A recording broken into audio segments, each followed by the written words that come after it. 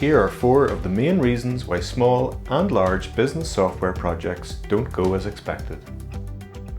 Number 1. You haven't got buy-in for the change.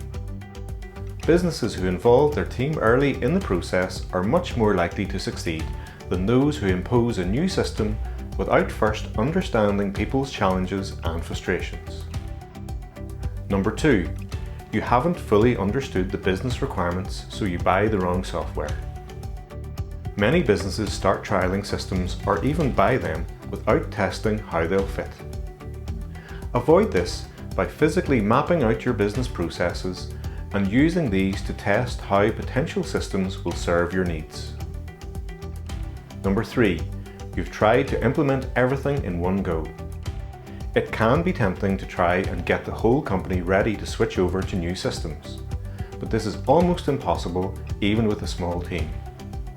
Instead, we have found that step-by-step implementations are more successful. They don't overwhelm the team, and instead you can demonstrate incremental benefits that build confidence. Number 4, and this is a killer, you haven't led from the front. Leaders who don't get involved and embrace new systems immediately sabotage the process. Changing systems is a team sport, not an IT project, and needs buy-in across the team. Without it, systems will only be partially used or will completely fail as the team reverts to old ways of working. Avoid wasting months of effort and cash, ensure you have team buy-in, get a clear understanding of what the business actually needs, and lead from the front in adopting the new ways of working.